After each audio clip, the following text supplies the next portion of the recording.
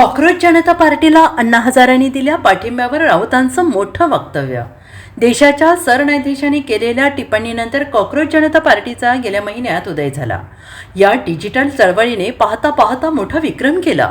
केंद्र सरकारने तातडीनं डिजिटल कार्यवाही केली.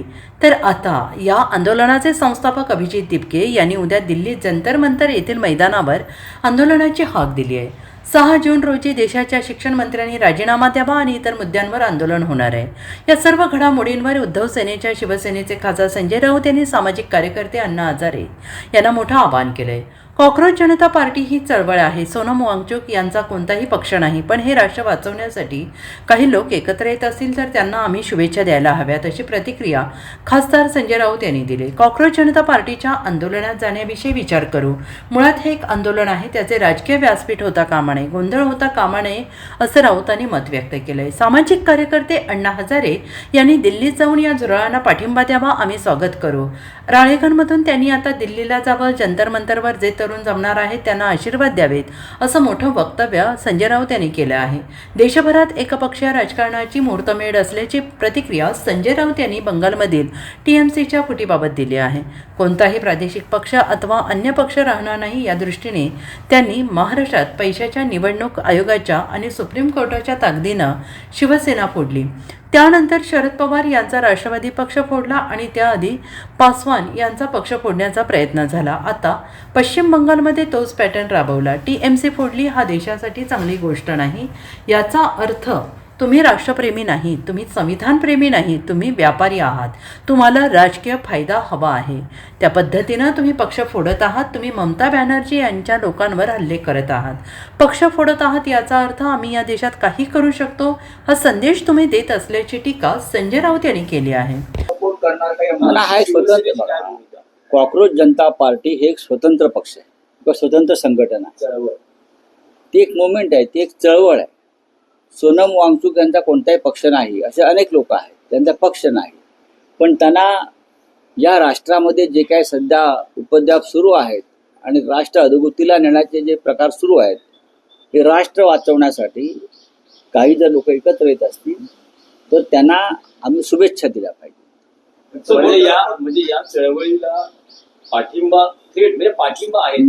मी असं म्हणतो की ज्यांना हे राष्ट्र वाचवण्याची मनापासून इच्छा आहे त्यांनी अशा प्रकारच्या चळवळींना शुभेच्छा दिल्या पाहिजे. पाहू ना, पक्षात चर्चा होईल, पाहू. तर असं आहे की मुळात हे त्यांचं आंदोलन आहे, आधी त्यांना करू द्या. त्याचं राजकीय व्यासपीठ होता कामा नये, गोंधळ होता कामा नये. असंच एक आंदोलन 2014च्या आधी अण्णा हजारेंच्या माध्यमातून अख्ख्या देशाने बघितलं होतं. अण्णा हजारेंनी दिल्लीत जाऊन या झुरळांना पाठिंबा द्यावा, आम्ही स्वागत करू. अण्णा हजारेंनी राळेगणमधून उठावं आणि दिल्लीत जंतर मंतरला जाऊन हे जे तरुण मुलं जमणार आहेत त्यांना आशीर्वाद द्यावे, काही हरकत नाही. देशात एक मोठी घटना पश्चिम बंगालमध्ये महाराष्ट्र पॅटर्न आपल्याला बघायला मिळतो आहे. तिथे तृणमूल काँग्रेसची सूत्र ही ममता बॅनर्जीकडून सुटत आहे, त्यांच्या हातातून जात आहे. आणि सेम जे महाराष्ट्रात घडलं शिवसेनेच्या बाबतीत असेल किंवा NCPच्या बाबतीत असेल, तेच सगळं आता पश्चिम बंगालमध्ये पुन्हा पाहिजे. हा देशभरामध्ये एकपक्षीय राजकारणाची त्यांनी केलेली मुहूर्तमेढ आहे. या देशामध्ये फक्त आमचाच पक्ष राहील, आमचाच पक्ष राज्य करेल, कोणताही प्रादेशिक पक्ष किंवा इतर अन्य पक्ष राहणार नाही. या दृष्टीने त्यांनी महाराष्ट्रामध्ये हिंदुहृदय सम्राट बाळासाहेब ठाकरे यांची शिवसेना फोडली. पैशाच्या आणि निवडणूक आयोगाच्या आणि सुप्रीम कोर्टाच्या ताकदीवर. त्यानंतर शरद पवार साहेबांचं राष्ट्रवादी काँग्रेस तोडली. त्याआधी पासवान यांचा पक्ष लोक जनशक्ती पार्टी तोडण्याचा असाच प्रकारे प्रयत्न झाला. आणि आता सगळ्यात महत्त्वाचं राज्य असलेल्या पश्चिम बंगालमध्ये आधी गैरमार्गाने निवडणुका जिंकल्या. महाराष्ट्रात पण तशाच पद्धतीने निवडणुका जिंकल्या मोदी, शाह आणि फडणवीस आणि मिंदे या लोकांनी, आणि मग पक्ष फोडले.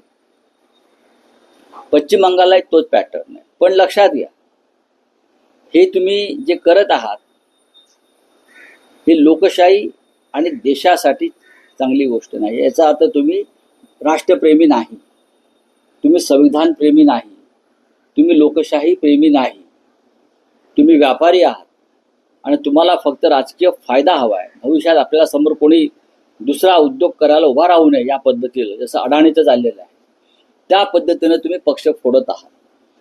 अद्याप ब्युरो रिपोर्ट SBN मराठी.